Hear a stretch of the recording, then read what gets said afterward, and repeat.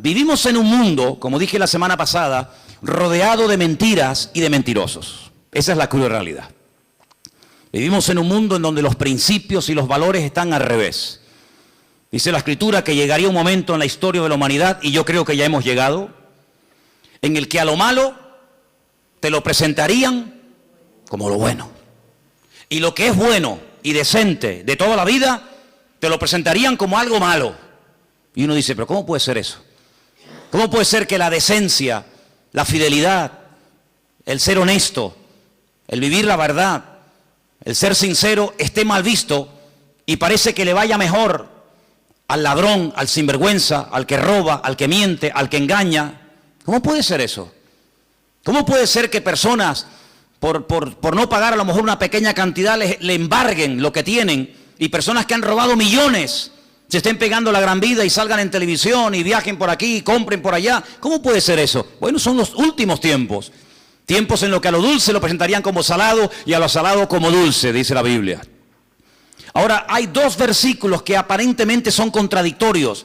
Y curiosamente, tanto uno como otro los escribió la misma persona. Por ejemplo, hay un versículo que todo cristiano, yo creo, no, da igual a la iglesia que asista o a la denominación a la que pertenezca, yo creo que hay un versículo que todos los cristianos se lo saben de memoria.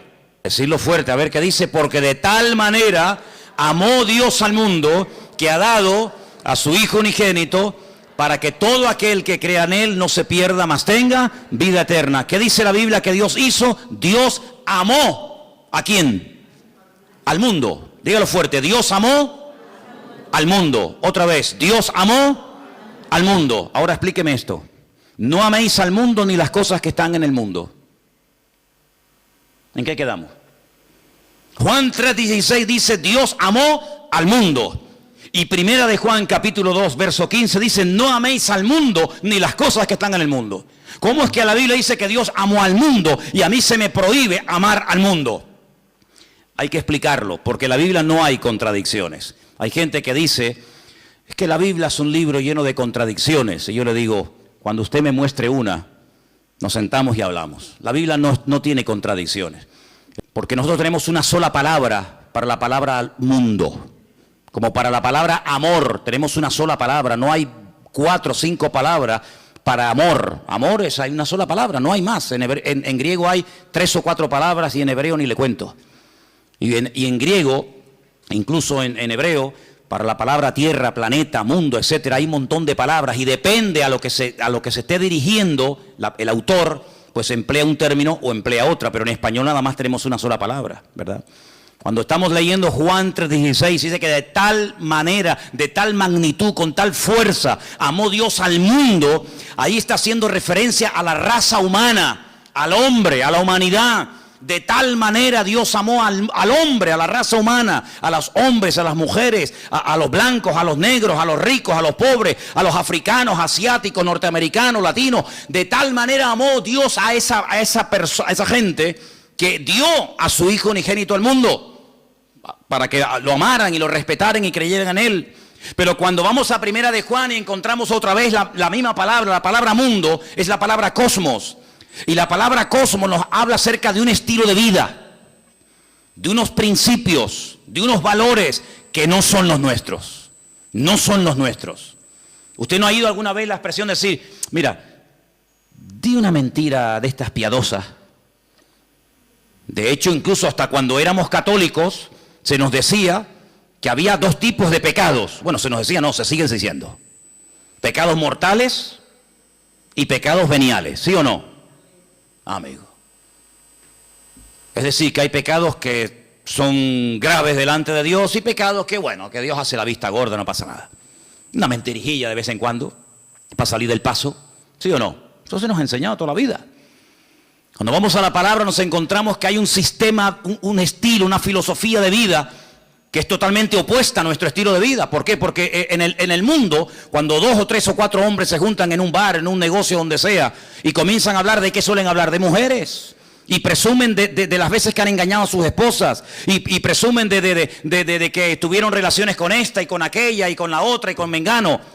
Sin embargo, eso en el círculo cristiano se nos tendría que caer la cara de vergüenza y darnos vergüenza de haber hecho eso. Son puntos de referencia completamente diferentes. Y en el mundo es normal mentir, y en el mundo es robar, pues decir, mira, sí, y era no, o no, cuando era sí, o decir, ¿cuánto tienes? 5, y es mentira, tienes 10. En el mundo todo eso es normal. Y cuando dice la Biblia, no améis al mundo, se refiere, no imites la forma como vive la gente. Una cosa es que Dios amó al hombre, y otra cosa es que Dios ame a los pecados del hombre, que son dos cosas completamente diferentes. ¿Dios ama a un etarra, a un asesino, a un violador? ¿Sí o no? Por supuesto que sí. Faltaría más, si no, madre mía. Pero eso quiere decir que Dios ama su estilo de vida. Eso quiere decir que Dios ama la mentira, el engaño, el soborno, el adulterio, la fornicación, la extorsión. No, Señor. Una cosa es que Dios ame a la persona, y otra cosa es que Dios acepte y ame y tolere el estilo de vida de esa persona. No nos confundamos. Por eso dice la Biblia que cuando viene por ahí alguna persona que dice que yo soy cristiano, yo soy pastor, yo soy hijo de Dios, yo soy siervo de Cristo, yo soy esto, yo soy aquello, apóstol, como algunos van por ahí también diciendo, pues hermano, por sus frutos los conoceréis. Y por eso dice la Biblia que hay que probar los espíritus, porque no todos los espíritus son de Dios. Y por eso encontramos en la Biblia falsos evangelistas, falsos pastores, falsos maestros, falsos apóstoles, etcétera, etcétera. ¿Por qué? Porque Dios ama a todo el mundo por igual, pero denuncia y no tolera el pecado y el desorden de nadie. ¿Cuántos dicen amén? Entonces no nos confundamos cuando dice que Dios amó al mundo, la raza humana, y cuando nos dice en 1 de Juan, capítulo 2, como hemos leído, que no tenemos que amar al mundo. Porque dicho sea de paso, el texto sigue diciendo, si alguno ama al mundo, es decir, el estilo de vida del mundo, la filosofía del mundo, los principios del mundo, el amor del Padre no está en él.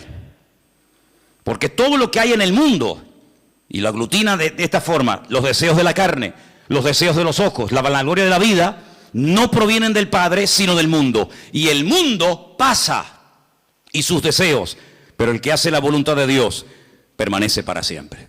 Si lo que hoy está mal visto, mañana estará bien visto. Y lo que mañana estará bien visto, hoy es un delito, un pecado. Por lo tanto, las modas cambian. Hace años en este país se obligaba a la gente a ir a las plazas públicas a ver cómo se torturaba a personas y cómo se les quemaba vivos y cómo se les crucificaba, y era normal. Y si retrocedemos en el tiempo, la gente pagaba dinero para ir a los coliseos, a los circos romanos, para ver cómo los animales devoraban a mujeres o a niños, mientras ardían como antorchas humanas, y era normal, era totalmente normal. Sin embargo, nos hemos dado cuenta de que cosas que antes eran normales o delitos, hoy en día, pues, han cambiado. Por eso nosotros no tenemos que dejarnos llevar por las modas de este mundo, sino tenemos que dejarnos llevar por los principios y valores eternos del Señor que están en su bendita palabra. ¿Cuántos dicen amén?